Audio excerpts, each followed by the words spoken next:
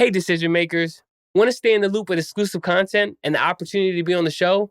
Text DECIDE to 218-432-9722 now, and let's get connected today. You do have to learn how to say no. No is a powerful word. As selfish as it sounds, you have to focus on you first. You can't make the outside world happy unless your inside world is happy. Don't feel like you're stuck here, right? We live in this present moment, and life doesn't go backwards, it only goes forward. So wherever you are right now, the possibility of where you can go is limitless.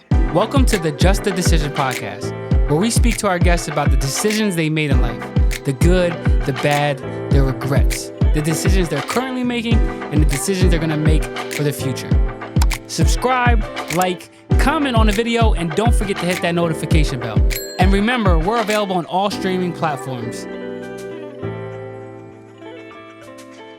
Today, I have the honor of having my brother, Kenyon Hunter. What's up, bro? How's everything? Everything is good, man. Appreciate you having me on. No, I appreciate you making the time. I know you're a productive man out in this society. Just out here trying to make a living, man, and make an impact. Cool. First question is, what's your favorite dish and from where? Oh, my favorite dish. That's an amazing question. Well, I love Asian fusion food. Okay. So if I had to say my favorite dish, I got a spot. I got a spot called Elena Wu's over in Voorhees. Okay. And they have General Tso's chicken and shrimp fried rice. Okay. I think it's called the Grandfather's Chicken. Where's the restaurant? It's over in, the old Voorhees Town Center. Okay, yeah. So it's over there. I don't know if you know, but I grew up in a Japanese household. My grandmother's off the boat Japanese. Oh, I didn't know. Wow. Yeah, my grandfather met my grandmother while he was stationed in Tokyo. He was in the military, he was in the army. Wow. So I grew up heavy on the white rice, heavy on sushi, and I've always loved, Asian food. So that, if I had to break it down, that's probably my favorite. Okay. And then second question.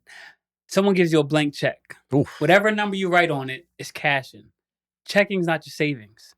What's be the first thing you buy with that amount of money? Well, if someone gave me a blank check, it had to be at least $1 billion. And I think that if you don't request at least $1 billion, then you're shorting yourself, you're cheating it. Because anything less than that, it's not enough for you, but it's really not enough for you to give to the rest of the world too. Yeah. So that's my thought on that.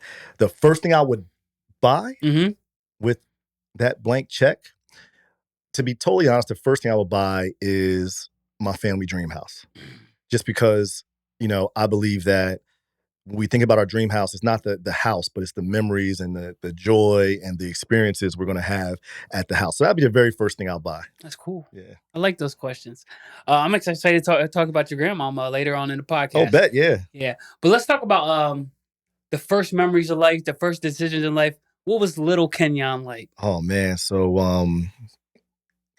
I was just talking about this with somebody of how golden it is growing up as a child.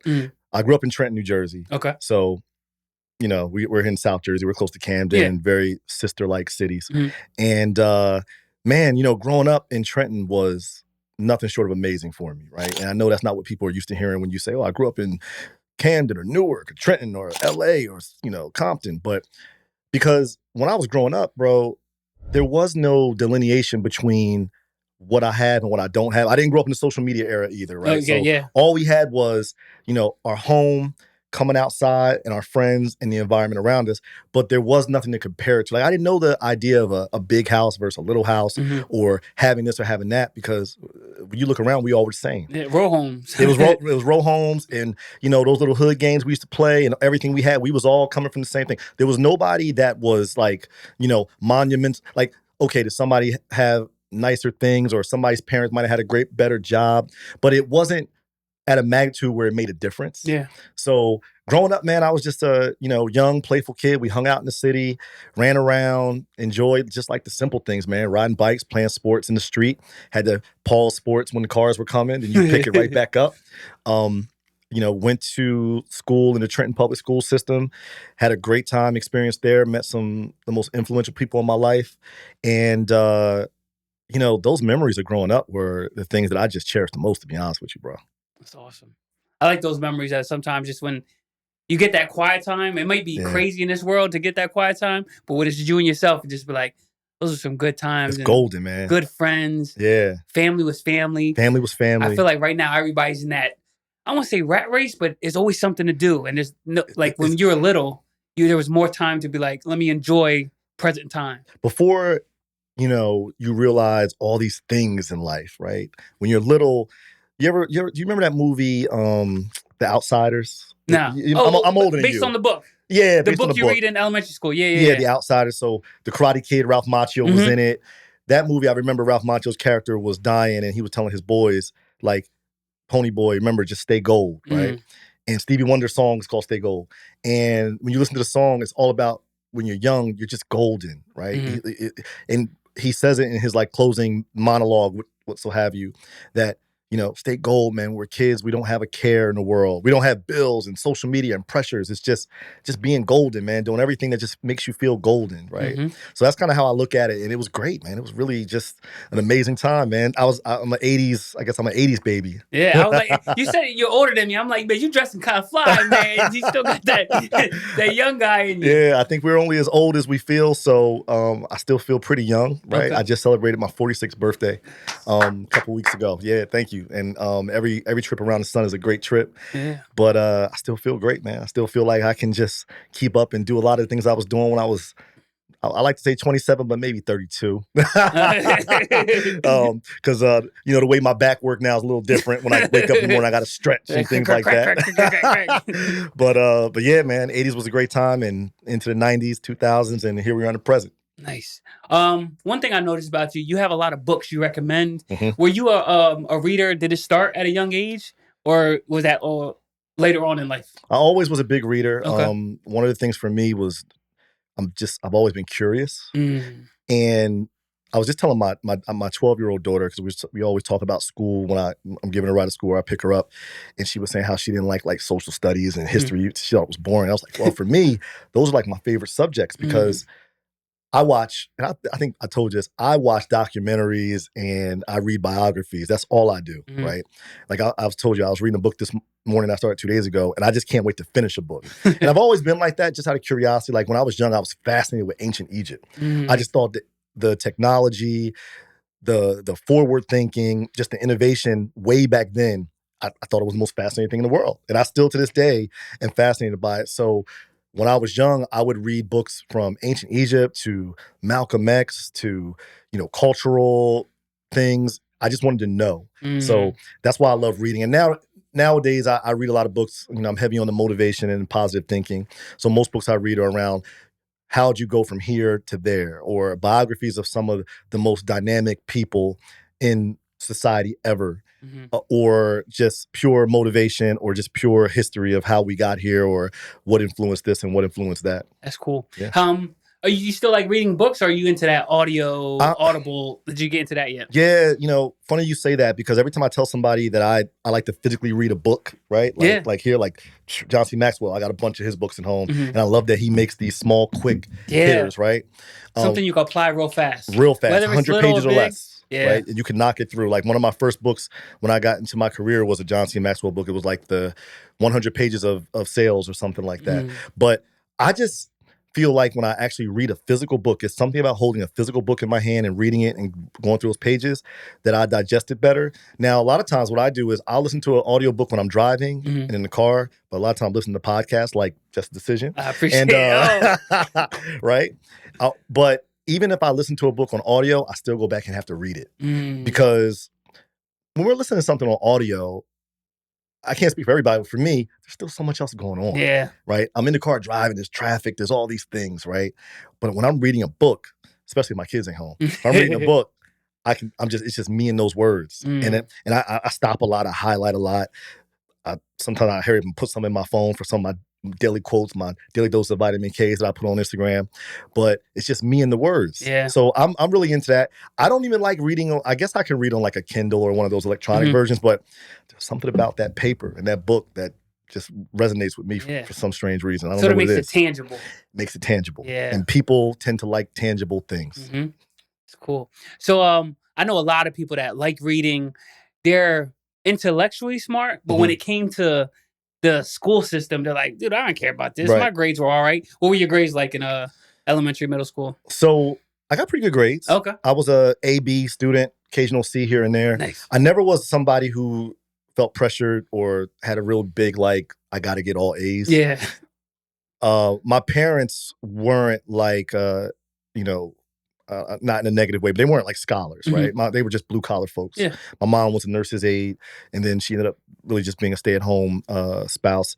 And my father was a very entrepreneurial mindset guy. He was a drug dealer most of my life growing up. Okay. But when I was probably around, I think 12, 13, something around there, he actually gave up the game and worked at Capital Health Center. Okay. Capital Health Systems. It was called Helene Fold when I was growing up. Okay. But I think it's called Capital Health in Trenton, the hospital. Okay, yeah. And he was a maintenance guy. He was a maintenance man. My maternal grandfather, worked at Princeton University for 30 years as a maintenance man, janitor. So I grew up, blue collar. So grades wasn't like, hey, you got to be an A student. It was more or less like do well in school and go to college, or do well in school and get a job, or do well in school, go to college and get a job. That's kind of the environment that I grew up in. I think a lot of us did, to be honest with you. So I'll be honest, I never studied. I hated homework. I just wanted to go to school. But I think because I was so curious in nature, I actually enjoyed being at school. I never was a child that didn't like going to school. I loved being in class. I love engaging in conversations. I love debating some of my teachers. I got in trouble a few times because the teachers felt I was debating them, but I was just trying to be logical and I was trying to come to some logical reasoning of what I was being taught. Yeah. And I have a great story around that from one of my aunt that she tells this story to everybody about me when it comes to being logical. So my name's Kenyon. Okay. In first grade, one of the first parent-teacher conferences they said, look, we got Kenyon's great. Well, they said Kenyon's great. Like, smart kid. I think he has a lot of friends. He's a pleasure. But every now and then, Kenyon doesn't respond to us, right? So my aunt and my mom were at the parent-teacher conference, and my aunt said, how do you pronounce his name? And my teacher said, Kenyon. And she was like, I know why he doesn't respond to you. And he was like, why? She was like, his name is Kenyon, right? So when they came home, they said, look, Mr. Casalongo said that sometimes they call your name and you don't respond. And I was like, he's not calling my name. And she was like, that's what I told him. I was like, yeah, he calls me Kenyon. That's not my name. He must be talking to somebody else in the classroom. So, but I always enjoyed being at school. I love learning. So I'm a great test taker. That's something I've been blessed with. I'm a real estate broker. That's I guess people think that's a pretty tough test to pass. I really didn't study for it. I just took it. Wow. When I was in college, my major was political science. Okay. I took the LSAT because I thought I wanted to be an attorney. I didn't end up going to law school, but I think I scored a 171 or something pretty high. So the people that never took that, what's like the max you could get in that test? 180, 190, something like that. You almost got perfect score. Yeah, SATs, I think I got like a 1240, a 1300. And this is from somebody who did not take school seriously. Like A's and B's were perfect. And if I got a C, it was like, all right, cool. My mom was a straight C student through high school. My dad didn't finish high school. So that was just kind of how I grew up. But, I did enjoy it. Yeah. Yeah, thoroughly. It's funny when you say you didn't want to challenge the teachers. You were just curious in questions. So one of mine's, I grew up in like the Christian school system most of my life. And one of my first questions was, well, if God is Jesus and Jesus is God, how's God the Father Jesus? And I've gotten to a lot of those conversations. Like, how is this kid in elementary school coming up with this question? And how do I not get mad but try to explain it at the same time? Right. And it was just like, yeah, let's talk about Jonah and the whale. So it was like that. Let's talk about a story or a song where they can relate. But I mean, no. What happened to that? Right. But it is what it is. I always find that funny because obviously you and I know each other because, of our affiliation with, we're big seekers of knowledge, right? We're seekers of light. And I always find it interesting when people don't want to have a logical conversation that helps with our own deductive reasoning. Yeah. And a lot of times in institutions, you do find that. They don't want to be challenged. Yeah. Well, they see it as being challenged, where I'm not trying to challenge you. I just want to have an open conversation so I can learn why you think the way you think, and you can learn why I think the way I think. Yeah. I think that's pretty fair. But to them, it's like, it's not in the lesson plan. Not a lesson plan. Cool. Socially, middle school, elementary school, were you involved with anything outside of school, or was it go to school, go home, go to school, go home? No, I was. So, growing up in the city, I always tell people I was on the streets, but I was never in the streets. So I never try to be or portray myself to be someone I wasn't. Yeah. Right? I had a lot of friends that, were in the streets and I was on the streets. And I think one of the big things I respect about a lot of the people that I grew up with in the great city of Trenton was when it was time to get in the streets, it was okay for me to go home. But outside of that, I think one of the number one things you can do is be involved. Yeah. So I was involved in sports. I played sports all year round. I played football, basketball, baseball growing up. And then also I was involved in a program, and I don't know if Camden had it back then, but it was called the Granville Academy. Okay. Mr. Granville just passed away in the more recent years. God rest his soul, one of the most amazing humans. So Mr. Granville was a lifelong resident of Trenton. He grew up in Trenton. He grew up in a gang growing up, and then turned his life around and ended up becoming a corporate executive at Mobile. Okay. Oh, wow. Right. And so what he did was he came back and started the Granville Academy. And the Granville Academy was for inner city kids to introduce them to the corporate world. Because growing up, a lot of times, like I said, it was, hey, go to school, get good grades, and go to work, whether nothing against this, but whether it was the post office, local factory, very stuck on the industrial revolution way of life, right? Mr. Granville said, well, I turned my life around from being gang member to corporate executive at Mobile. So I went to the Granville Academy, and we used to go there every other Wednesday, and he had buses that would pick us up from drop-off spots. Like your parents or you just walk in your neighborhood and pick you up. And most of those classes were held at a local corporation. So whether it was Stark & Stark Law Firm up in Princeton, or Johnson & Johnson Pharmaceuticals, or one of the other places was Bristol Myers Squibb, we would go there and be in a corporate setting, and we would have volunteers, which are usually other people, usually of color, that would come in, and they were executives or part of these major companies, and they would teach us corporate lessons. So I got into that early. Nice. That's probably what shaped me to kind of go through the corporate world the way I did. And learn about entrepreneurship. So I did that. Hung with my friends a lot too, though, man. Like outside of school, unlike today, we were outside until your mom came screaming for you, right? We were always in proximity where if you hear your mom scream, you had to come home, where those street lights meant come home, because we didn't have cell phones. You know, nothing like that. But you can't hear my voice, you're too far. Right. But thing is, we used to go way too far. You know, I mean, we would be, things I would never let my children do now, we would do. Like, we would be on the other side of town, or in Lawrenceville, riding through Notre Dame's parking lot, or stuff like that, like far away from home. Yeah, now people got to put like Apple tags, different or times. Air tags. Oh yeah, kids' book bags. Different times, very different times. But yeah, I try to be involved in a lot and do a lot outside of school. You know, obviously the video game era came into play. So, but even then, it was, you didn't play by yourself. You usually played with your friends. Yeah. So you were at one another's house playing, or my best friend growing up lived right next door to me, and our bedrooms were across from each other from the alleyway. Okay. So we were playing video games. We would have our windows open, yelling like, yo, I'm on Joe Montana football. I just did this. I just did that. So it was a lot of collaboration. So that's what you know, those were probably some of the best memories growing up outside of school. It reminds me of when we used to stand the windows next to each other. I just imagine 2 cups in a string. Oh, yeah. We used to throw stuff across to each other like, yo, here, boom. Cool. So going into high school, did you go to Trenton High? Or? I did. Okay. Yeah. Went to Trenton Central High School, class of 97. Great experience there. Obviously, it's a brand new school now. They just built a beautiful brand new school, brand new fields, and brand new facilities. So I actually speak there from time to time when they ask to come in and speak to the youth about, you know, hey, I've been in your seat. I was where you are. So don't think you're limited by just what you see here. It's a lot more out there in the world. Yeah. So that's one of the things I always look forward to.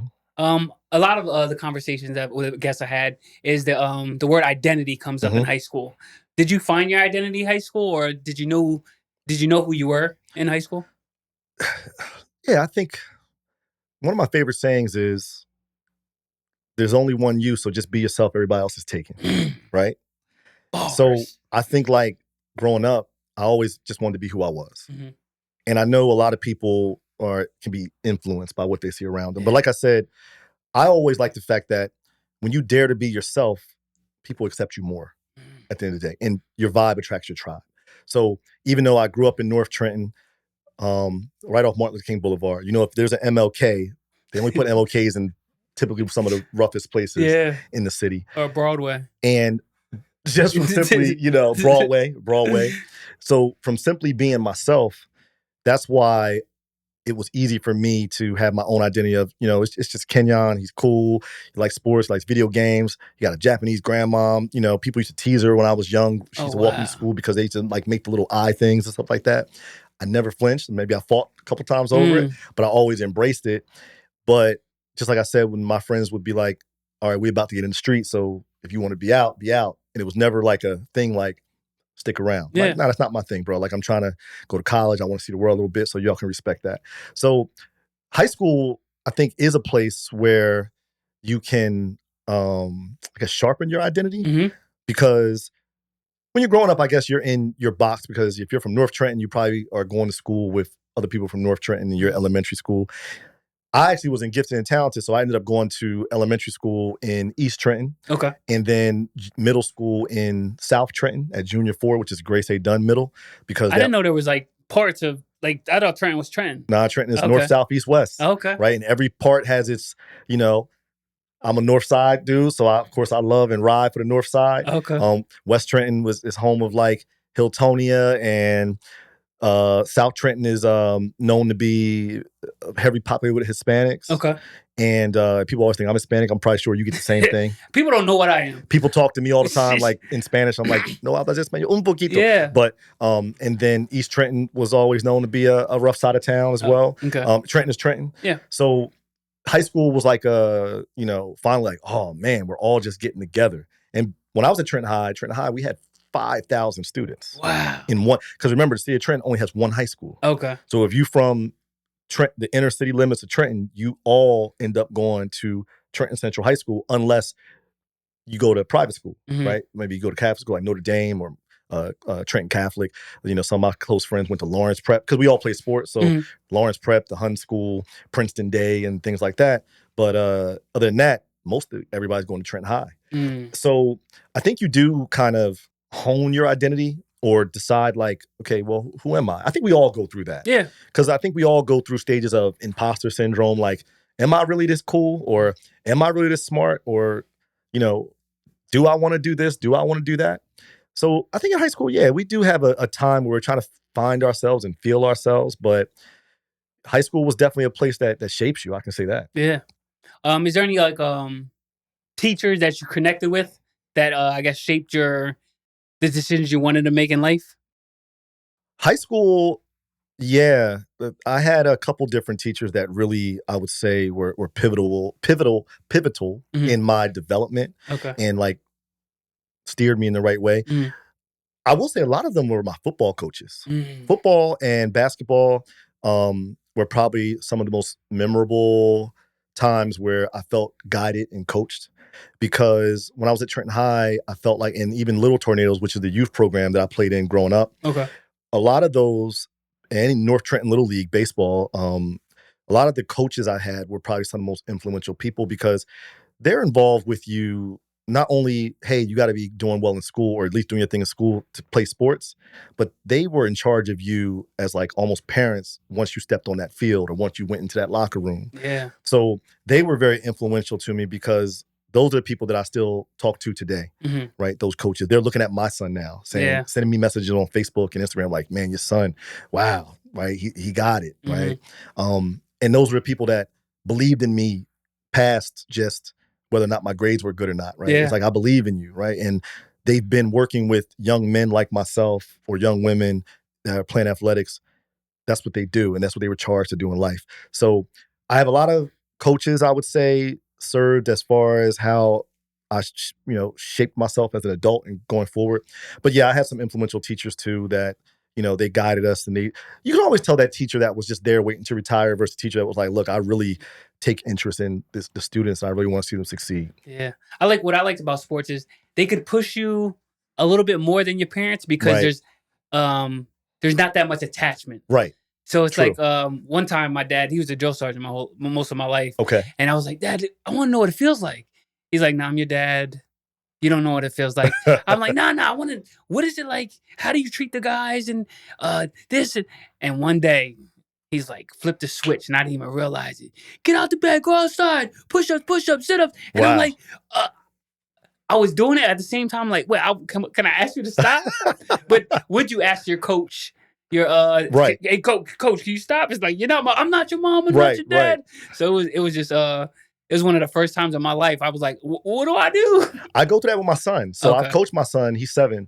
I've coached him most of his young athletic career. But this year was the first time I didn't coach football because we registered into the Marlton football program late because we played in a different league before. And I kind of like be on the sideline watching, and then after practice, and I'm at every practice, Mhm. you know, and obviously I help out when I can, but it is different because I always said, well, when I was coaching my son, it's just hard when your father is your coach because it's a enormous amount of pressure Mhm. that your father is like right there, like, you did this wrong, or I need you to do this. But even like just trying to coach your own child Mhm. can be challenging because they know your limitations or they Yeah. know what they can get away with you. That coach is like, I don't know what he's gonna do, so I'm gonna just go ahead and be on my best behavior, right? Or Yeah. I'm gonna listen to what he says. So there's a difference that I saw, you know, this year not coaching him in football versus coaching him. That's cool. So do you think you'd go back to coaching them, or are you Absolutely. gonna? Okay. I think it helped me to be on the other side of the fence Mhm. because now I understand, like, as a 7-year-old kid, boy, that has to be a lot of pressure with your dad. He always would look up at me after every single play, right? Looking for my approval, Yeah. right? And I think without being able to watch him and be coached by someone else, I think I understand what he responds to. And maybe I can coach him better from like learning from the outside a little bit. That's cool. We're in high school. We're getting to graduation. What Mhm. was the feeling of getting to senior year? Because I know a lot of people have that feeling of, oh, I can't wait to graduate. Mhm. But then when you realize 18, I'm an adult. Is my mom going to kick me out? Is Right. my dad? What was your? Do you remember? Do you recall the feelings of getting to senior year? I remember it very well. So I had a job senior year. Okay. In my junior year, I started working at Circuit City. Remember Circuit City? Yeah, it's like So the Best Buy. Yeah, it's like a Best Mhm. Buy back then. So I worked at Circuit City after school and during like sports season. I think I worked on the weekends, Mhm. right? And so I wasn't like most kids because I was somewhat advanced academically. So my senior year, I had so many credits that I didn't have to be in school all day. So I would leave school at like 12:30, 1 o'clock. Ooh, might as well not even go to school. Right. Yeah. Because I was already pretty set to graduate. Okay. But I would go to work though. So Mhm. I would leave school and go to work, be to work by 2 or 3 o'clock. I would be at my job up at Circuit City. But I do remember going to my senior year like, wow, this is it, right?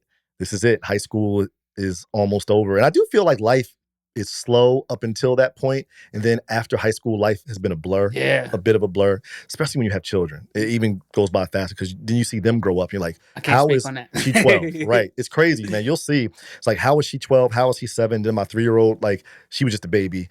But I remember being a senior in high school, and I remember I was so excited to see what the world had to offer. So growing up, when you're growing up in the inner city, as you know, your resources, you don't know it growing up, but I didn't go to Disney World for vacation. To my family, Disney World was Six Flags in Jackson. Yeah. Right? That was a big deal hey, this summer we're going to Six Flags. Let's go. Right.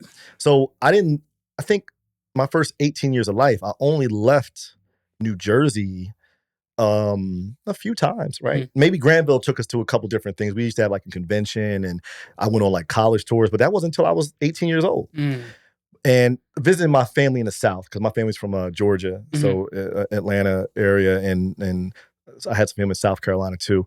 But outside that, I never explored, didn't go anywhere. And I used to watch shows, like I grew up on The Cosby Show and A Different World and all those cool shows, Silver Spoons and Saved by the Bell. And you would see like California life or New York life, and wow, a black doctor and a black lawyer, they have a family, affluent, Fresh Prince of Bel-Air. So I thought there was so much to see. So I was very excited to get through high school, get through high school and go to college. So, I ended up going to college away, out of state, because I just wanted to see more. I just felt like the world was always this place that had so much to offer and so much curiosity. Goes always back to curiosity. Matter of fact, funny story, when I was in middle school and high school, I was a DJ.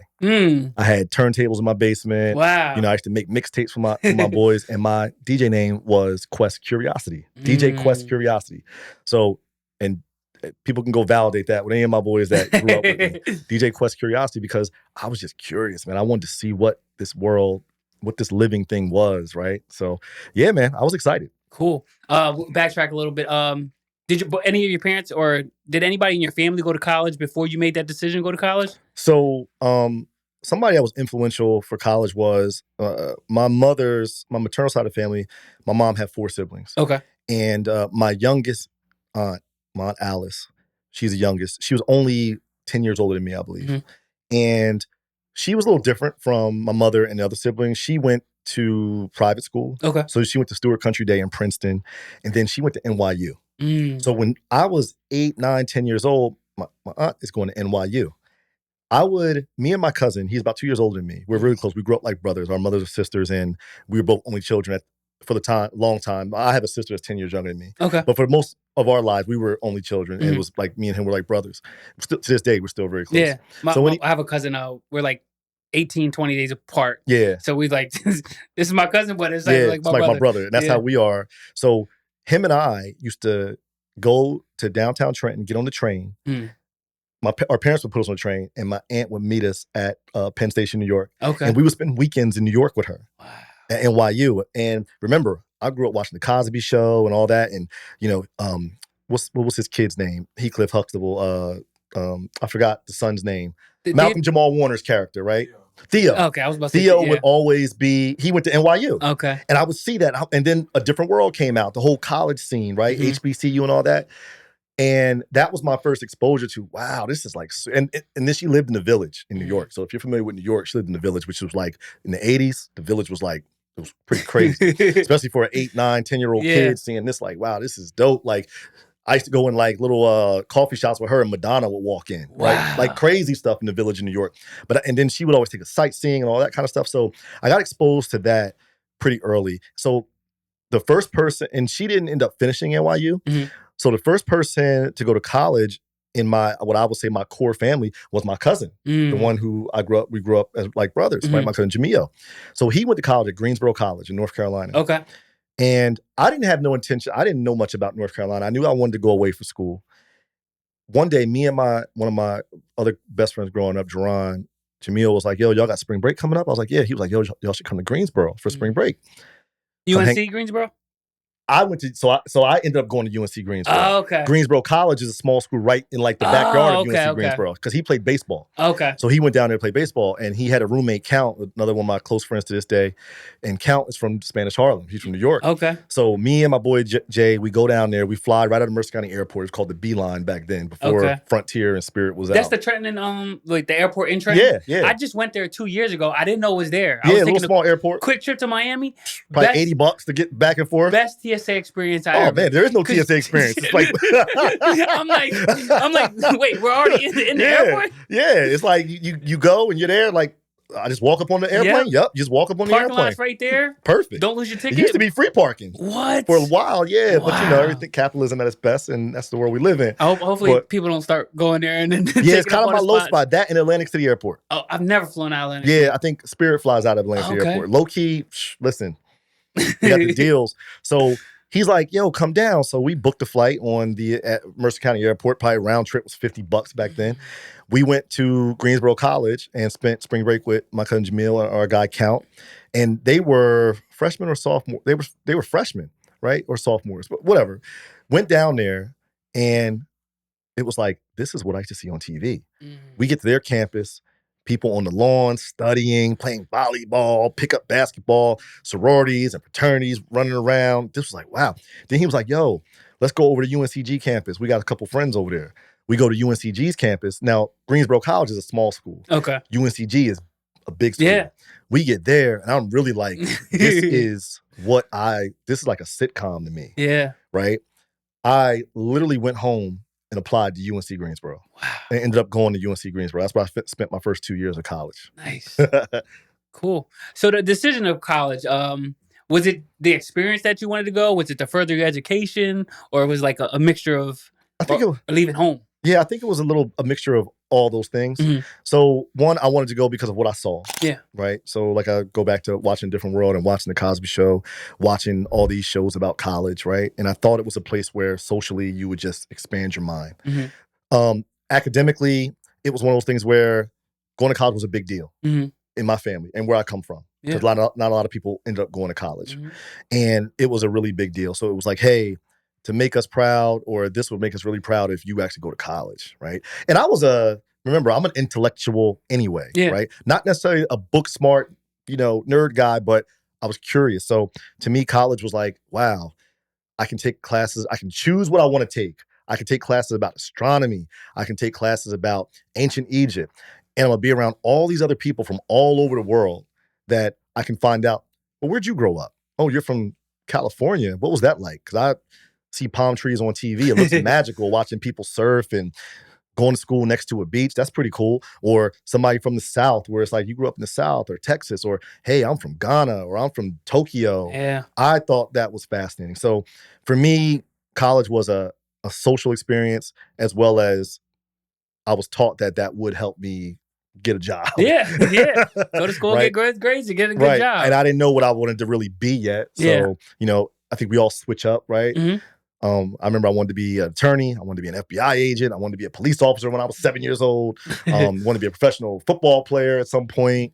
So architect, real estate agent, which I did end up picking up. Mm-hmm. But so it was all about a little bit of everything, man. It was about the overall experience and how it could shape life and how it can probably, fill some of those curiosities I had. Yeah. You had a bigger aspiration of college. I went to Rowan. Okay. So I lived in Camden, right down the highway. If I wanted to come home, I could come home. What was that first feeling of like where you wanted to go home, but it's like, I got to catch a train or a flight. I'm stuck here. Right. Or where they don't come home at all and you just stayed there during the summer or the fall? I did come home. Okay. But remember, I worked at Circuit City, so I bought a car my senior year of high school. I actually sold my DJ equipment and used some of my Circuit City money and bought my first Honda Accord, right? Awesome. I had a 1990 Honda Accord with some rims on it, system in it.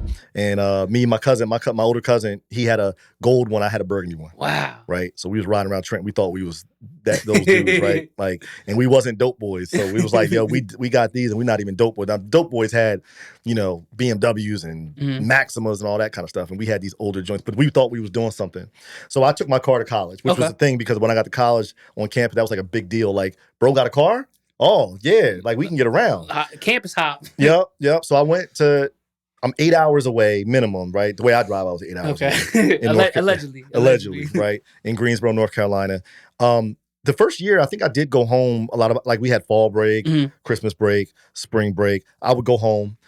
We did go to, me and my friends and my cousin, and we all went to Florida a few times during spring break. Okay. Like Black College Weekend and all that kind of stuff. But I would come home and I would miss it. But the most exciting thing about coming home, I didn't miss home like I want to come back here. Mm-hmm. It was great going home and seeing my friends. Mm-hmm. And I was almost surprised and fascinated by a lot of my homies that were still there, especially my homies that were in the street. They were so fascinated to hear about my experience in college. Right? And I'll never forget this. It's a place called Cadwallader Park in Trenton. Okay. It's in West Trenton. It's a big, huge park in the middle of West Trenton. Beautiful park. Growing up, it was a spot with cookouts, a lot of events and all that kind of stuff. Great spot. So it had this like roadway, you had your car, so you got your system, you put in your latest, DJ Juice or Clue mixtape, and you ride around the circle, see people what's up, what's good, you jump out, dap everybody up. So I'm home doing one of those breaks, I'm driving through, see people I knew, so I pull over and see some of my boys I grew up with, some, from all sides of the town. And we're just talking like, yo, what's up, man? How's North Carolina? How's college? Like, what's the women like? What's it like? And I'm just telling them, right? So I'm like, all right, man, let me get out of here. What y'all doing tonight? Like we going out such and such. And then I'll never forget this one dude that I know pulled me to the side. He said, yo. I said, what's up? He said, do me one favor. I was like, what's that? He was like, don't ever come back here. Wow. He was like, what you told us about, we all dream about, bro. But you're doing it. So do me a favor. Don't ever come back here. Because I was telling him, like, yo, I miss it at home, no, bro. Like, home is cool. He's like, yeah, don't even think about ever coming back here. And I was just like, I was kind of puzzled at first. Like, what's up, man? Like, what are you talking about? And I'm like, but I got it after a while, right? And I think that's why I like to give that message of, don't feel like you're stuck here, right? We live in this present moment, and life doesn't go backwards, it only goes forward. So wherever you are right now is the possibility of where you can go is limitless. Yeah. Right? But yeah, man, that was how it was. I did it. I enjoyed coming home to reconnect and collaborate with my brethren and everything like that and see my family, obviously. But I was always excited about seeing more of the world. Yeah, for sure. That's cool. Did you declare a major or? Yeah, so my first 2 years at UNC Greensboro, I ended up transferring to Morgan State in Baltimore. Okay. Oh, nice. But my first 2 years at UNC Greensboro, my major was business administration. Okay. That's just because I didn't really know. Yeah. Right? Everybody majors in business. When I got to Morgan State, I actually switched over to political science. Okay. And I did that because I realized that I was taking a bunch of classes as a business admin major Mm-hmm. that they weren't that fascinating. They were just basic. It was today you can learn all that stuff on YouTube University, right? And that's Or a shame. social media university, right? Yeah. The reason why political science was captivating, I'm not into politics or government or any of that stuff. Like I'm not like a diehard like person like that. Mm-hmm. I like the fact that when you went to class, you had these very intelligent conversations, debates, just intellectual back and forth. That critical thinking type of and I was conversations. Like, this is my type of major, right? Because most of my classes are based on these types of like theory and psychology, the history of government, the history of how this foundation was created. Mm-hmm. That fascinated me. So that's why I ended up majoring in when I got to college. That's why my degree was in political science. Nice. What made you go from North Carolina to Baltimore? That's a great question and a great part of life to share because I think it's a lesson learned in that. So transparently, when I was at North Carolina, UNC Greensboro, I just partied too much. My first semester of school, I got put on. Now remember, I'm a kid that never studied. I felt like I was academically inclined, right? Or academically gifted. So when I went to college, I kind of took that same attitude, like write a paper, I write it the day before it's due, right? Yeah. Calculus or whatever it was, math, I'm a great test taker. Man, I was on academic probation. I had a 1.7 GPA after my first semester of college. First semester? First semester. Wow. So they put me on academic probation. Then I went back, and the conditions of academic probation are, once you're on academic probation, you have to bring your GPA up to a certain level. Okay. Right? So I went back, did better. I think I got it up to a 2.0. But my first year of college, remember, I'm trying to keep up with my cousin and my man Count. They're older, they're up, but they know the rules. They know how to play. They both got good grades. Me, I just didn't put the work in, right? Which is a life lesson that we can always finding that balance. Right. Of I was partying. And then even when I stopped partying, I still just didn't have this urge to study and put the work in to be able to, I just wanted to do it and felt like I was trying to rely on my natural abilities and gifts instead of having a growth mindset, right? Which later on in life I discovered. So fast forward to my sophomore year, I was still on academic probation. And I actually had to go home and back to Trenton for a semester. Okay. Because I got at a certain point, if you don't get off, you basically get kicked out of school. Wow. So I got kicked out, right? Well, sent home, basically saying, hey, the academic standards are something you're not upholding right now. So, you can come back after going, you basically can reapply or be reinstated after a semester, right? So I went home, I was in Trenton, went back to work at Circuit City. And once again, I think the universe just puts people around you for a reason. I'm working at Circuit City. I almost became content with, you know what? This ain't so bad. I work at Circuit City full time now. Maybe assistant manager. I'm back in I'm back. And nothing wrong with that. Right? Manager. But I'm here back in my hometown around people I know. But I'm telling you, some of those same cats like, what you doing back here? Right? And I'm like, oh man, school, blah, blah. I was like, yo, get back in school. Then some of the old heads at Circuit City would say, yo, so what's your deal? You staying here? You want to be like me, or you going back to college? And I used to be like, yeah, I don't know, man. Maybe just I'll stay here and work with y'all. This is cool, man. We like a family. They're like, nah. You got too much to give to the world, bro. Go back to school. And I was like, yeah, I don't know, man. My grades were so bad. I don't know if a school will take me, right? They were like, have you tried? I was like, I guess. So I'm coming up on that time where you got to start reapplying. Either I go back to UNC Greensboro, right? Or you could apply to other schools. So I applied to a couple other schools, and quite frankly, I applied to Rowan, I applied to Stockton, I applied to College of New Jersey, I applied to Rutgers. I was like, maybe if I'm closer to home, maybe it'll give me some focus. Yeah. All turned me down. Wow. They all said, basically said, hey, your grades were too bad, right? Morgan State, I just remember filling out the app. Morgan State said, got a letter one day, and I'm thinking, opening the letter, Morgan State University. I'm like, here goes the typical, hey, we're sorry to inform you. Congratulations, you have been accepted in the Morgan State University, blah, blah.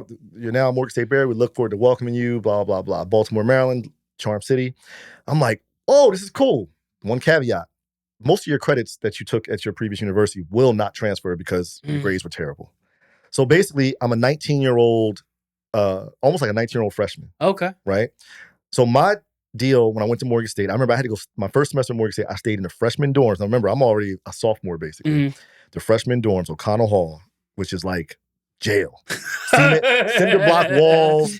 I remember my room got robbed. I was going home every weekend because I just was like, I can't live in this little dorm. My room got robbed. They stole all my Tommy Hilfiger and Nautica clothes. They stole like a whole bag of CDs and PlayStation games I had. And I was like, yeah, I can't do this. So I moved off campus. Wow. But when I was at Morgan State, when I got to Baltimore, my whole thing was I'm behind, now I got to catch up. So I was taking an overload of credit. So like normally you could take 18 credits a semester. Mm-hmm. I was getting an exception from the dean's office to take 22. Wow. And then I was going to summer school. 22 and remember, credits? Yeah, and I'm on student loans, bro. Like my parents couldn't pay for college. So I'm on student loans, taking out Pell Grants and all that kind of stuff. So you was in class Monday, Tuesday, Wednesday, Thursday, I was in class every day. And Friday. So by the time you didn't even have them days off. No, by the time I got and I worked. Wow. I worked at CarMax in college. Okay. In Baltimore, so CarMax was owned by Circuit City at the time. Okay. So when I moved to Baltimore, they were like, oh, we got this place called CarMax. You might like it since you worked at Circuit City. Same family. You don't even have to reapply. You're already in the family. They'd split since then. Circuit City doesn't exist anymore. Yeah. But I worked part-time at CarMax where I met some of my closest friends. A lot of us went to Morgan. We had a little clique. But when I got to Morgan, I felt like I was behind. Okay. So I didn't get like the true college HBCU experience because I didn't go to a lot of stuff. Because after class, first of all, I was loaded up on classes. Then I was going to work. Because I had to pay for my apartment, had a car payment, insurance, life, just living, stuff like that. I mean, I had plenty of nights where lights got turned off and all that kind of stuff. Because, I'm just working. I'm a kid. I'm not working full time. I'm going to school. Over the summer, I was taking classes. I remember one summer, my math teacher, I had to take this math class, right? Elementary statistics? Huh? Was it elementary statistics? It might have been statistics. I hated that class. I had to take it twice. I did. And you had to buy that expensive calculator. I couldn't. I had to do that. TI-84 Silver Plus Edition. The teacher's name. I don't remember her name, but I didn't have enough loan money to pay for summer school, right? And I remember I went to class and she was like, if I call your name, please stay after. She said, listen, she pulled each one of us to the side. She said, listen, the registrar told me that you can't be in class no more. And I was like, listen, I'm working. I got a job. I planned on paying it, but it's going to take me a little bit. She said, I'll tell you what I'm going to do for you. This is why I'm telling you, the grand architect of the universe has great plans for us. She said, remember, she was an Indian lady. I can't remember her name, one of my professors. She said, this is what I'm going to do. Still come to class as if you're enrolled. I'm going to record all your grades. She was like, you better get an A. And what I'll do is I'll make sure I'll get you that time where you can come pay your balance in summer school account. She let me come to summer school all year for when I wasn't supposed to be in class. Wow. I was not on her class roster. They really said, he hasn't paid, do not let him in class. She let me keep coming. And then by the end of summer, I remember I had an envelope full of cash from just money collecting, family. My aunt gave me some money. And I said, thank you. Gave her the money. I had the money. I said, thank you. I'm going to go pay my registration. That's what I said. Nice. And I went to the registrar's office and paid it. Wow. And she said, all right, I'll work with them to make sure I tell you, like, listen, he completed all his work. No, I think what she did was she put me in the later session that I didn't have to go to because I already did it. And that was something she looked out for me. Wow. So by the time I get to Morgan, man, it was just, I got to Morgan, it was all about just knocking this out, going to class. I mean, I did it, had my moments where I was going out in Baltimore trying to experience a little bit of life and being in college. But man, it was kind of like, it was full throttle. Yeah. You still said 22 credits. I was mad at 12. Yeah. I was taking 22 per semester. Wow. And summer school because I was behind. Yeah. So I ended up graduating in 2002, which was technically only a year behind when I was supposed to graduate. Nice. I was supposed to graduate in 2001 if you were in a 4-year plan. You were like an accelerated undergrad. Yeah. So I still graduated in 5 years, essentially, right? Yeah. So it kind of worked out for me, but it wasn't easy because I wanted to be out. I wanted to party. I remember I got invited to a fraternity like entrance meeting for I think it was Kappa Alpha Psi. Okay. And I was like, oh, my cousin was a Kappa at University of Maryland Shore. I was like, oh, I want to do it, but it was just like I can't. I didn't have time, right? I didn't have the time to do it. So yeah, college. The story of me going to Morgan State was interesting, but I also think if that didn't happen, I wouldn't have realized how you got to approach life with a little bit of urgency. Yeah, with a lot of urgency, in my opinion. Mm-hmm.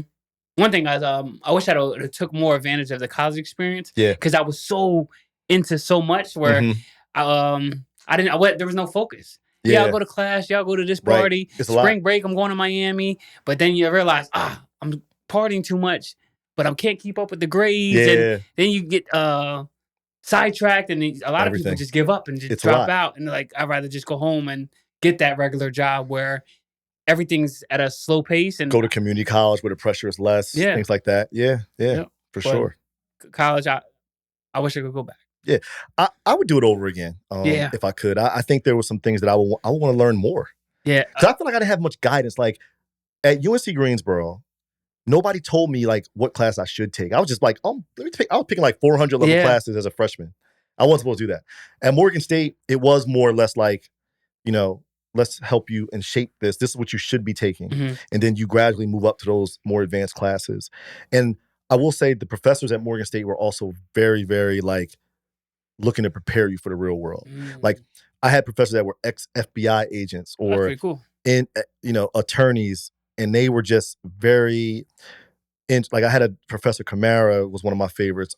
Dr. Terry, Dr. Camara, Dr. Terry were people who, even if they was a little bit of slipping or struggling in college, they would really invest in you. Time, right? Time is the biggest, like anybody can give you some money or whatever, but if somebody's willing to invest their time, that's worth more than money. So I had professors that were willing to invest in me and believed in me. And that's a lot, man. We got people that believe in you, man. You can do anything, right? When you said, I wish I took more advantage of office hours. Yeah. When teachers had them off, like, I ain't going to spend more time with you outside of class. Yeah, no, I would hit that stuff up. And but I did believe in myself. And I think first and foremost, that's the number one thing, right? You got to believe in yourself. But when you have other people that believe in you as well, those are ones that help guide you. Because your belief is, you can have all the belief in the world, but sometimes you don't know what to do with it. Mm-hmm. And that was me, right? I was like, yo, I'm confident. I'm almost overly confident about some things, but I just didn't know the track to run on. Yeah. And that's how they helped me. Cool. So you guys got to graduation 2002? Got to graduation, 2002. Cool. Yep. Clap it up. Hey, appreciate that, man. A big milestone. Yeah. So what's life like after graduation of college? Yeah, it was interesting because similar to what I kind of missed out on in one question you asked was like, what was it like? I can remember when my parents drove me down to UNC Greensboro, and literally, it was funny. Luckily, I had my cousin Jamil down there. Okay. My parents literally, we drove there, we unloaded. My aunt had this white minivan, unloaded the minivan because they were going from Carolina to go see my grandfather in Georgia. Okay. They said, all right, here's your dorm room, unpacked. They're like, see you later. I'm like, y'all not sticking around? Because like, I used to see some people on campus with their parents. They're buying sweatshirts. Their parents are buying all this stuff. And for the first week, the parents are kind of holding their hand like, yeah, let me get you ready. My parents were like, yo, we out. They didn't know. They never been to college. They didn't know nothing about that.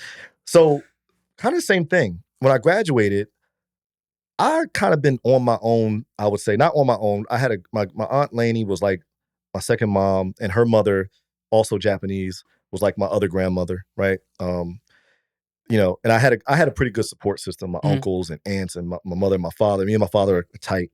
And he taught me a lot of life lessons based on his hustler ambition, right? And he's also from the South. He's from Atlanta. So it's also a very like Southern gentleman, but I'm a fast moving hustler type of thing, which was a great mix for me. My father was one of those people who actually told me when I was growing up, he pulled me to the side once. He was like, listen, you're old enough now. You know what I do. You know what I've done. I just want to let you know that the things I've done, I don't ever want you to do them. That's why I'm working now. And I'm doing this thing that I thought was for suckers, which is working. I'm doing it because I don't ever want you to have to do it. If you want anything, just ask me for it, right? Just ask me for it. So my dad would get me Jordans and video games, and he would work for it. Yeah. Hustle, you gamble a little bit, but you always do, I'm just doing it so you never have to do what I was doing, right? And he also told me, he instilled this in me very early. He said, you're like me, but you're better than me. You're like the 2.0 advanced version of me. And that's what you'll be when you grow up. So you'll always remember that. So when I graduated, it was like, what next? Yeah. I thought I was going to go to law school, and I decided another couple years of school and more debt don't really sound that appealing to me, right? Yeah. So I was like, I'm going to go work. And I had a natural ability to connect and talk to people, as you know. So I fell into sales after college. So it was like, all right, what next? I worked for a bank. I was doing mortgages. I worked for insurance, Liberty Mutual Insurance Company. After college was like a whirlwind of trying to find myself on like, what am I going to do? Because I didn't know. I just thought, get a job. Yeah. And really, most of my experience with getting a job was based on money. Like, okay, how much money can I make? Right? So I can blow it, basically. Because I'm young. I'm living in Baltimore. I ended up living in Baltimore for 10 years. Between Morgan. You stayed down there? I stayed down there. Oh, wow. Yep. I didn't come back to the tri-state Northeast until 2008. Okay.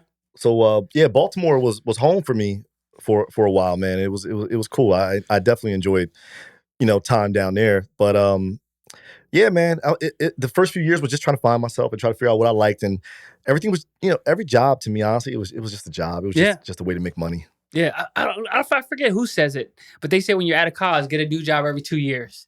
That's what I did. Okay.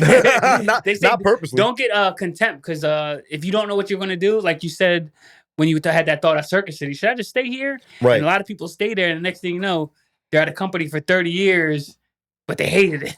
Well, I also think, that was the old way of thinking. The Industrial Revolution, right, was a time where you get a job, you stay there for 30 or 40 years, and education in the Industrial Revolution was all one system that the school system was feeding you into the work system, right? Same concept, same setup.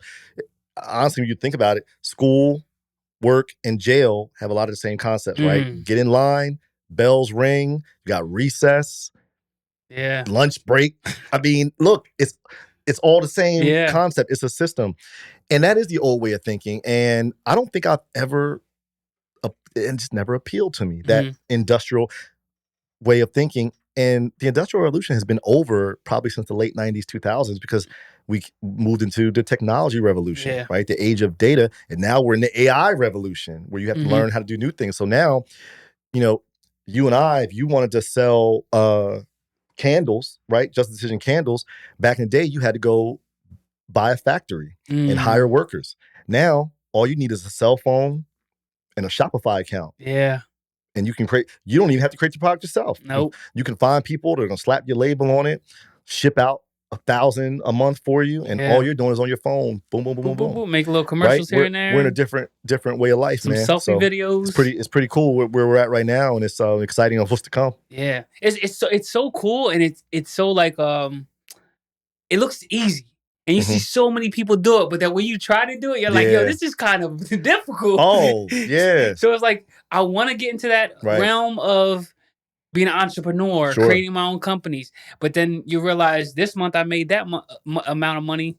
This month I made nowhere near that. Right. So that's where it goes back to that 9-to-5 Industrial Revolution. We're like, let me keep this job because it's comfortable. It's psychology. Yeah. Right? And that's what they want. Right. I think that's what the system wants, you to stay in that comfort box. Yeah. But who do you know that really works forever and is happy? Right. I mean, and then when you look at people that are super successful, right? And not just money, right? Everybody equates success to money. Most people, wealthy people that I read about, like I read a lot about wealthy people or people that created things, the Steve Jobs of the world, or just pioneers. They never retire because what they do is not work that they hate. Yeah. It's work that they're passionate about. So look at Warren Buffett. What is he, 90-something? Yeah, he's old. He's still involved in Berkshire Hathaway because he loves data and numbers. He loves how to make a company more profitable, how it works. He loves predicting stocks and predicting where companies are going to go. Charlie Munger, like all these people, they never retire. And when you ask somebody who's super wealthy or entrepreneurs, like, when are you going to retire? They're like, what are you talking about? Retirement is for, I work for some company, and at this pinnacle of 30, 40 years, they have this little nest egg waiting for me. So then I retire and I have a very short amount of years to finally spend that nest egg. Yeah. Right? It's just, some people are too tired to go spend it, or their health is not at 100%. But you also don't have a long time. Now you're pressured, right? Yeah. It's like, wow, my window is short, right? 62, 65, I'm retiring. Average lifespan in the world is 80. Yeah. Or in the US is 80. So you're talking about I got to squeeze life into 15 years, right? I think that's a tough thing where I think you can enjoy that now, but everything is hard in the beginning. The middle is where things start to come to life. And then at the end is when it gets easy. Yeah. I think everybody wants the reverse though. Yeah. Right? Exactly. Yeah. With the podcast, like you said, I like to listen and watch a lot of them.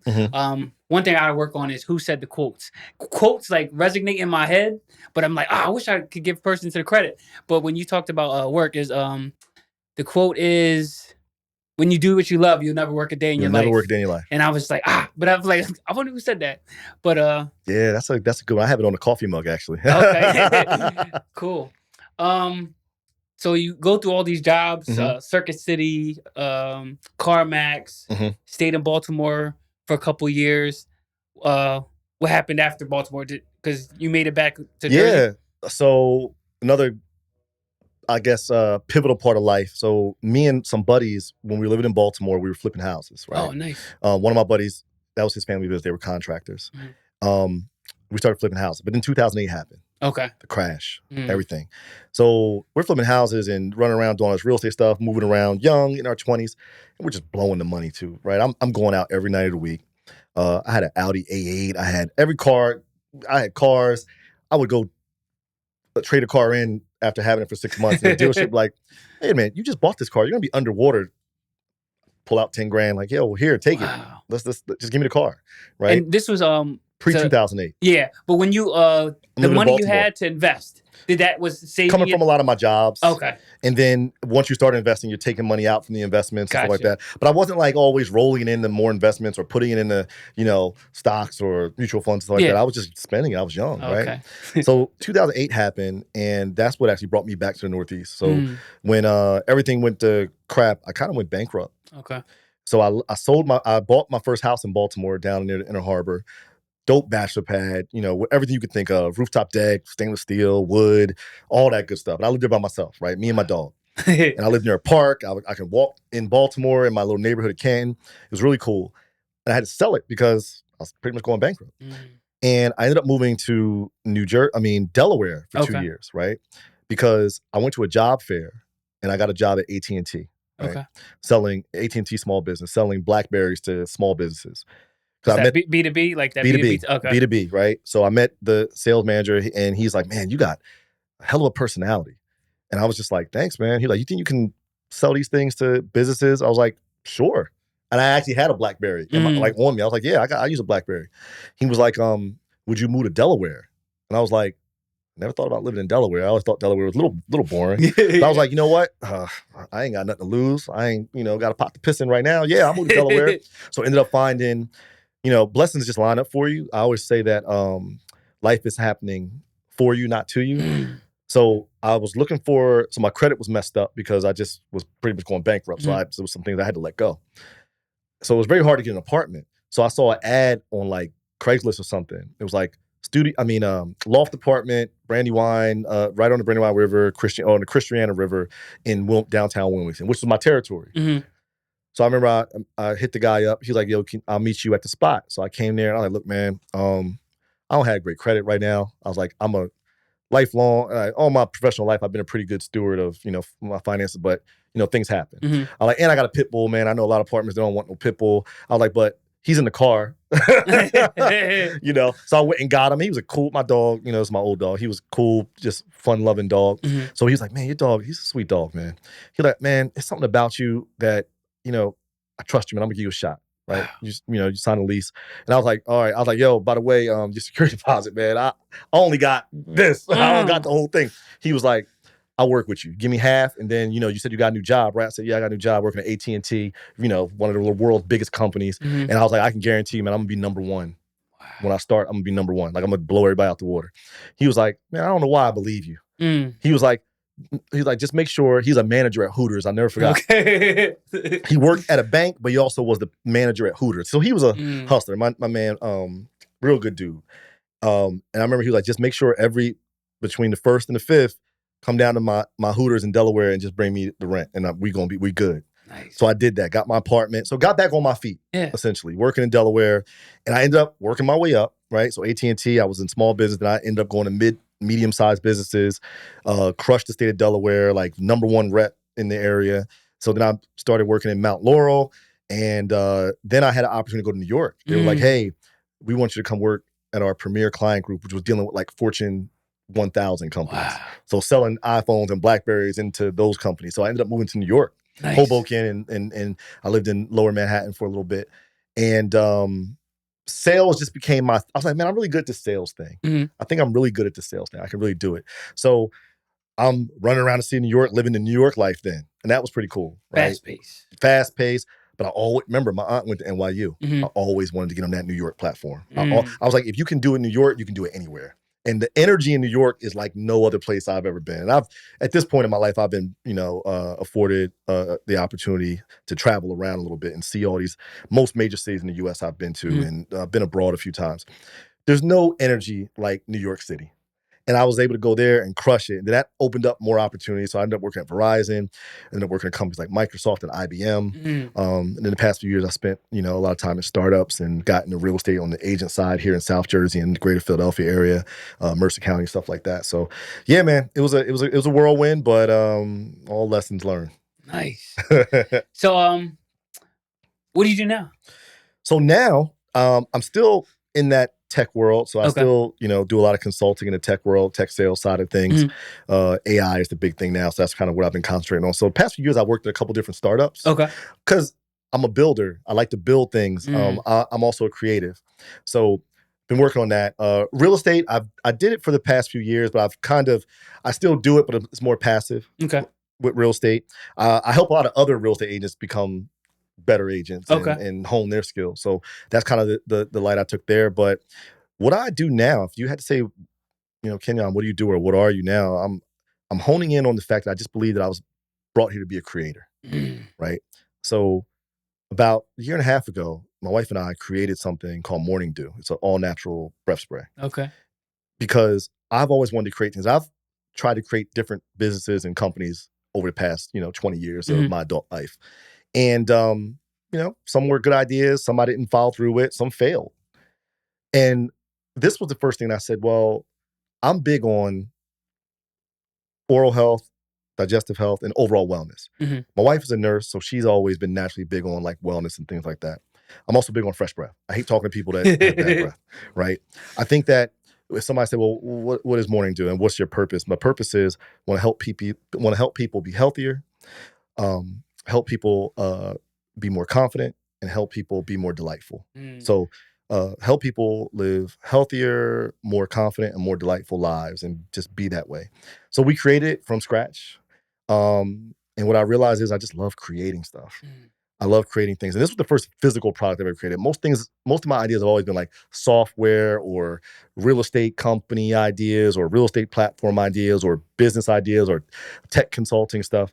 But this was something I was like, wow, I think we created something that can have a real impact, right? Where you can actually tell someone what I created. Yeah, is it something that I can't create it for free? I can't just give it away for free, but it's something that's going to have value. Because I think intrinsically what people understand is for people to buy something, they buy something because of the value, right? It has to have some type of intrinsic value or something that people buy what they want, right? I think people want fresh breath. I think people want to be more confident. I think people want to be more delightful to others. And overall, people want to be healthier. And I think we're seeing a shift where people are a little bit more cognizant of wellness, right? Because I don't know about you, but I have friends that passed or they have chronic diseases. And I feel like we're way too young to be going through that. But a lot of it is as a result of the ingredients and the foods and the chemicals all around the place. And you'll see a little trend now where you're starting to see people are starting to fight against that stuff. So I want to be a part of that fight where people are living longer, healthier lives, but people are also enjoying these years and the life that they live. Yeah. Yeah. Cool. It's cool that you said you and your wife came into a partnership. One, where'd you meet your wife? At the gym. Yeah. Me and my wife met at the gym, man. I've been married before. Okay. So my oldest daughter's from my first marriage, and that didn't work out.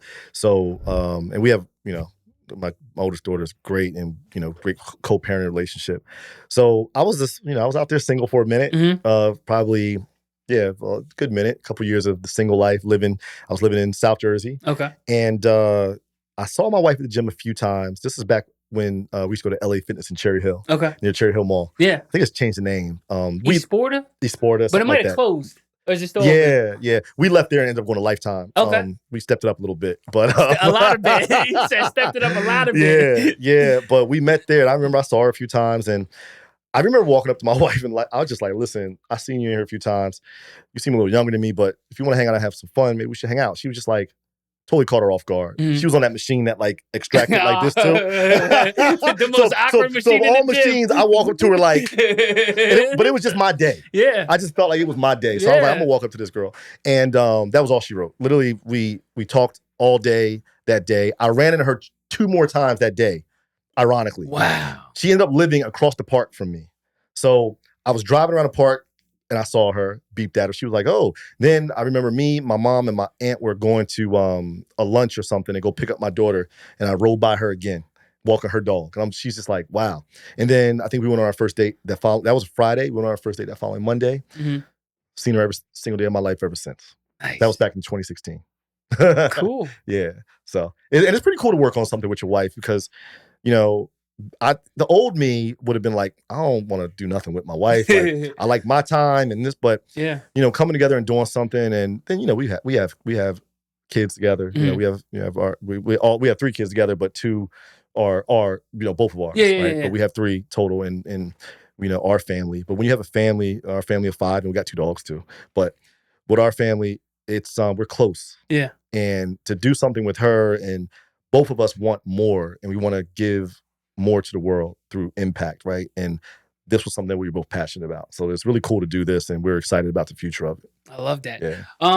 One thing I would say, how do you find balance being involved with so much things? You said you're involved with your kids' sports, starting a business, helping other entrepreneurs with sales. Right. Where do you find your balance, or how do you find your balance? Learning how to say no. No is a powerful word. You know, when you're a person of influence, which I think I've become a little bit of a person of influence, I actually just ordered a book that's about that.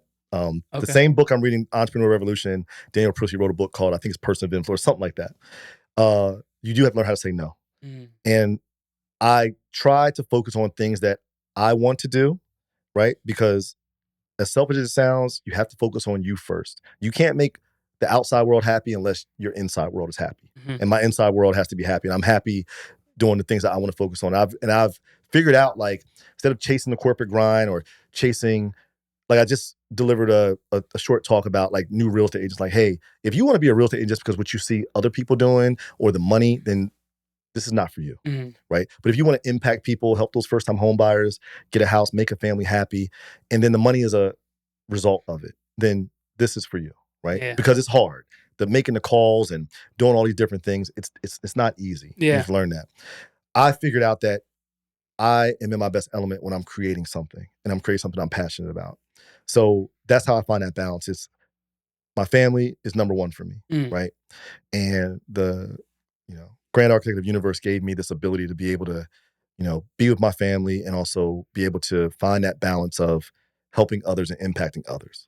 And that's what helps me balance it, because I have to say no to a lot of things. You know, there's people that want me to do this or be involved in this, or they have a multi-level marketing company that sounds interesting and they want my support because they feel like my creativity or my voice or my ability to talk would be beneficial. I just say no, right? And that's how you find balance, and you figure out what you put first, right? Like I always say, like, one of my goals in life was I never want to have to miss, you know, my kids' events because I got to work, right? I want to be able to say, well, last I checked, paychecks depend on what I do. So if I want to go to my son's game, I'm going, right? And with these phones and things like that, we can work from anywhere these days, right? So I think that's how you find balance, man. You just, you know, you put your priorities in perspective. And you also focus on, you know, what's important and be able to say no to things that's not. That's deep. That's deep. So balance. Second question would be, that person into sales. Do you think it came naturally to you, or was there something you had to learn to be good at it or great at it? I believe we all have certain gifts that we're brought to this world with, right? And we are meant to utilize these gifts and hone these gifts. Like we talked about, what did, you know, high school and college do for you, right? I think they help you kind of hone your gifts, right? So I majored in political science. It wasn't that I was in the government, but I did learn that, wow, I can talk to crowds of people pretty easily, right? I love speaking, right? So I think my dream job would be a very busy motivational speaker where I just demanded, hey, please, Kenyon, come and speak, encourage these kids, encourage these young salespeople, encourage the inner city youth. That's probably the dream job for me, right? And I'll do that one day, right? So it did come naturally for me because I always had a knack to be able to talk to people. I'm not shy. I'm very personable, very high energy type of guy. But I do think it can be learned because sales can be very systematic. I also think that sales is the foundation of everything. No matter how you look at it, you're selling something, right? If you're a banker at the largest banks in the world, JP Morgan Chase, Citibank, or if you're working at Microsoft, or you're working at Amazon, Walmart, all these large companies, all their production is based on their ability to sell. So people look at sales as this thing, right? But people picture sales, you open up the book, the dictionary or whatever, and sales is a picture of a car salesperson. That's not sales. The art of persuasion is an interesting thing, because I've learned that the best salespeople are people that are just helping other people get what they want. And as a result of helping those people get what they want, you get more of what you want. You get rewarded. So it's an exchange of energy and it's an exchange of value. I love that. That's all it is, right? People don't buy what they don't want. Yeah. They just don't. They have to want it, Yep. Intrinsically. Or want the benefits of it, yeah. Right? Like, morning dew, like people are going to buy it because, you know what, I really, I want fresh breath. I love pizza with garlic. And after that, I want fresh breath. Or sometimes I don't want to get out to bed right away. I want to snuggle with my wife or my significant other. And instead of brushing my teeth and ruining the moment, I just want to take a couple sprays and do that, right? Or, hey, when I leave Starbucks or my local coffee shop, I want to spray before I go back into the world, right? And have fresh breath. Or, you have to find what you're selling. Like if you're selling a house, like I can't sell you a house in a neighborhood that you just can't see yourself living in. Yeah. Right? I can't, right? You got to want the house. You got to want that neighborhood. You got to want where you're going to be. Or you can't sell me a pair of sneakers that I just don't like. Yeah. There's no way I'm going to do it, right? So it is an exchange of value, an exchange of energy, and it could be learned for sure. Yeah. Buying my house, it was hard because there was no one to go to. Like my mom, she just paid. Congratulations, Mom! She just paid off her house. I like that. In July. Yeah. So I don't know too many people that paid off their house. Right. But she spent 30 years. But I couldn't go to her because it was 30 years ago. Right. So one thing, my realtor, he would tell me no. He's like, yo, I don't think this house is good for you. Yeah. And I'm like, no, I want a house now. But he was like, dude, it's just yourself. Why would you get this big house? Right. Then they break down the utilities. Do you want to put air conditioning in this house? Or it's nowhere near fun things. There's no restaurant spot. It's in the middle of nowhere. You have to be that advisor. Yeah. And it was cool you saying that. I guess some people out there would just, he wants the house. They push cool. you. Let's close it. And the next thing you know, I was like, damn, I don't like this house. But I'm glad he got me this little spot because right now it's for me. Yeah. And in the long term, it could be a little rental spot. Absolutely. My little brother could buy it from me. It could be a portfolio piece. Yeah. I love that. Yeah. Cool. Lastly. Okay. You talked about a lot of books. People listening right now, watching this, what's one book you would recommend? I know it may be difficult. Ooh, that is tough. Or a couple of them. I like to give people books because if you give somebody a book that's 300 pages, if they're not a reader, I like to give people books that everybody can read. Yeah. So one book that I think everybody can read is The World is a Mirror. Okay. Look that up. It's a great book. It's only, 100 pages maybe. The World is a Mirror. Gives you a whole perspective of life, right? Everything is from the inside out. Your outside world is all reflecting from what you see inside. The World is a Mirror. I think everybody should read Think and Grow Rich by Napoleon Hill. Now, understand that Think and Grow Rich is the dumbed down version of his real book. His real book is The 16 Laws of Power. Okay. Right? What happened was he wrote Think and Grow Rich because some of the powers that be, like Henry Ford, JP Morgan, they said, listen, this original manuscript, you can't release that book because that was like the secret sauce to success. Right? So eventually, we're in an age of enlightenment. There's nothing you can hide. Yeah. So eventually they did release the 16 Laws of Power. Okay. So that's a great book. And the number one book somebody should read, and no excuse why you shouldn't read, because it's only 36 pages, I think, is a book called U Square. Okay. By Pritchett is the author. If you don't read any other book I say read U Square. So U YOU Square. Okay. So almost like U2 U Square. I read that book once a month. And usually when I sit down and read it, let's say it's a morning, right? I wake up pretty early, right? I wake up like 4:30, 4:45ish. Actually, I actually try to wake up at 4:44. Okay. Right? That's like just a number. I was married on 222. Okay. That's my wife's anniversary. So I'm into the sequential numbers, right? But any time, sometime during the month, I will crack on that book and just read it 36 pages. And they're like, the pages are short and it's quick too. So if you don't read any other book I recommended, U Square, read that book. Nice. It's amazing. It will change your life. Oh, brother, I appreciate you I appreciate you sharing a lot of bars. Oh, man. And I appreciate you sharing a lot of life decisions that I think people will resonate with. How can people reach out to you if they want to have a conversation? Yeah, absolutely. I'm pretty easy to find. Like Deion Sanders said, I ain't hard to find. Dual Threat 007 is my Instagram. Instagram is my favorite platform for collaborating and just building community with people. LinkedIn, Kenyon Hunter. And you can always email me, kenyon@kenyonhunter.com, if you want to have a conversation. Or there's anything that can help you out, or if I can impact your life, impact your community, give you any advice based off my experiences, or just share wisdom. And I like learning from other people too. So I like meeting interesting people that have stories, and I like learning from other people as well. Cool. Yeah. So I appreciate you, bro. This is amazing. Thanks for having me, man. I can go on and on talking to you, man. We'll get a second episode in. Yeah, I appreciate it, man. This is dope. Cool. Yeah. Thank you guys for watching. See you on the next one.